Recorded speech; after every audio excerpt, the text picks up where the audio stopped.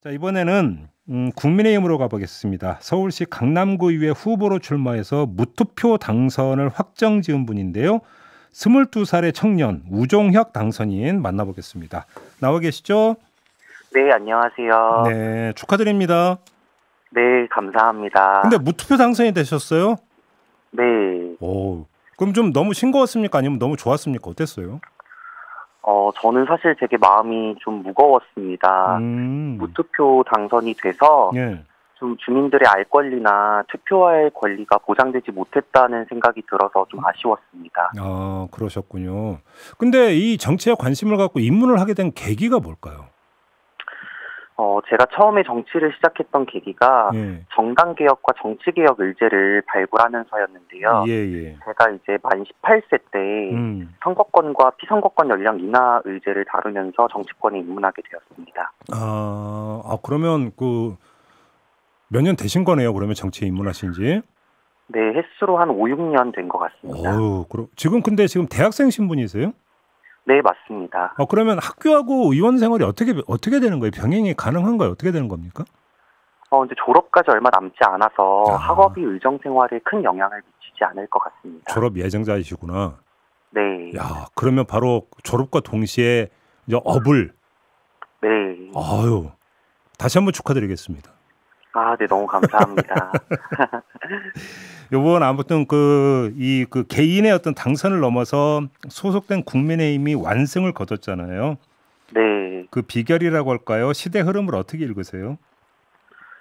일단은 국민의힘이 완승을 했다라는 것은 윤석열 정부에 힘을 실어주겠다라는 국민들의 의지가 반영된 것이라고 보고, 네. 그리고 지난 이제 문재인 정권과 문재인 정권에서 이제 지방 권력들이 다 더불어민주당에서 좀 과중되어 있었던 편이었는데 그런 것들에 대해서 시민들께서 좀 평가를 해주신 게 아닌가라는 생각이 듭니다.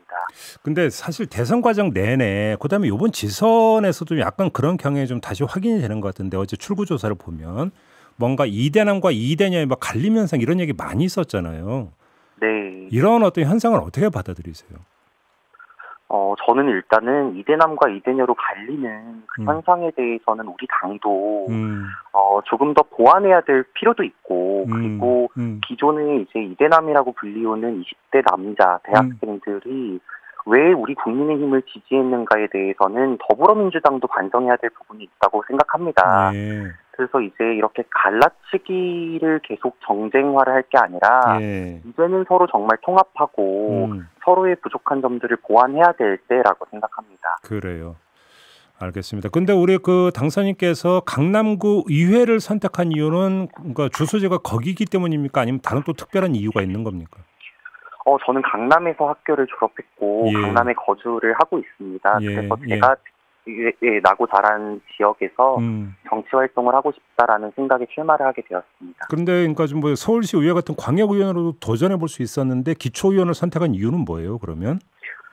아직은 제가 광역의원에 지원을 하기에 좀 부족한 면도 있다라고 생각을 했고 일단은 강남구 의회에서 제가 사랑하는 강남구를 위해 일을 하고 싶다라는 생각이 조금 더 컸던 것 같습니다. 그러면 이제 강남구 의원으로서 어떤 분야에 어떤 일을 하고 싶으세요? 그러면? 사실 강남이라는 그 고유명사가 가지고 있는 되게 화려한 인연들이 있는데 그거와 반면에서 이제 또 복지사각지도 존재를 하거든요. 그러니까 기존에 이제 강남에서 소외되었던 부분들 그리고 우선시되지 못했던 부분들에 조금 더 집중적인 목소리를 내고자 합니다. 그러면 그래서 강남대로의 그 엄청나게 높은 빌딩 이면으로 가면은 또 소외된 분들이 있다 이런 말씀이신가요? 네, 맞습니다. 이제 그런 분들을 좀 챙기고 싶다 이런 말씀이고요. 네. 나 당원으로서 국민의힘 지도부한테 꼭 하고 싶은 말씀이 혹시 있으세요? 이번에 사실 젊은 사람들이 기회를 많이 받기도 했고 또 그리고 당이 변화의 기조로 가고 있다라고 생각을 하는데 이번 기회에 공직자 역량 평가를 받던 것처럼 당의 어떤 변화의 기조가 끊기지 않고 계속 지속되었으면 좋겠다라는 그런 생각을 당원의 한 사람으로서 가지고 있습니다. 지금 공직자 역량 평가 받으셨구나, 진짜. 네. 시험 보신 거잖아요, 그러면. 네, 맞습니다. 근데 성적은 잘 나왔어요? 1등급 받았습니다. 아, 그것도 등급 매겼어요? 당에서? 네, 그게 성적에 따라서 등급으로 나뉘고 오. 등급에서 과락이 되면 출마를 할 수가 없습니다. 아, 어때? 1등급 받았으면 시험이 쉬웠습니까?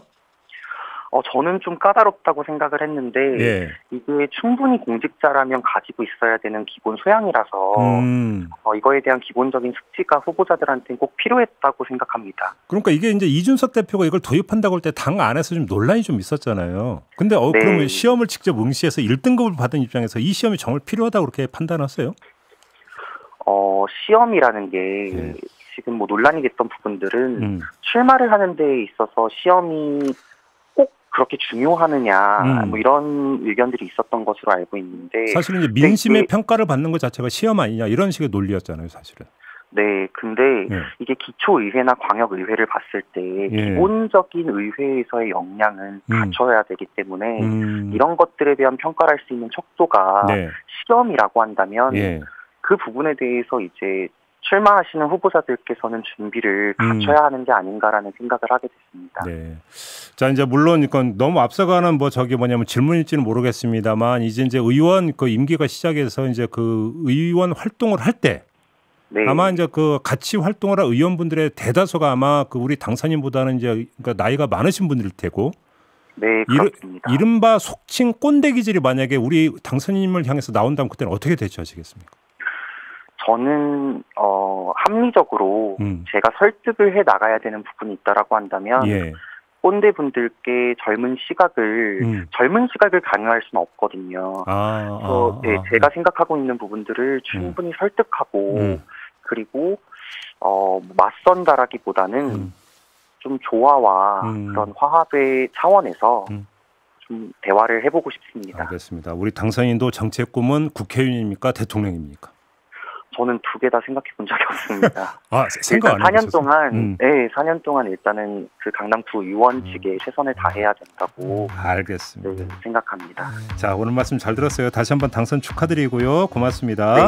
네, 너무 감사합니다. 네, 지금까지 우종혁 국민의힘 강남구 의원 당선인과 함께했습니다.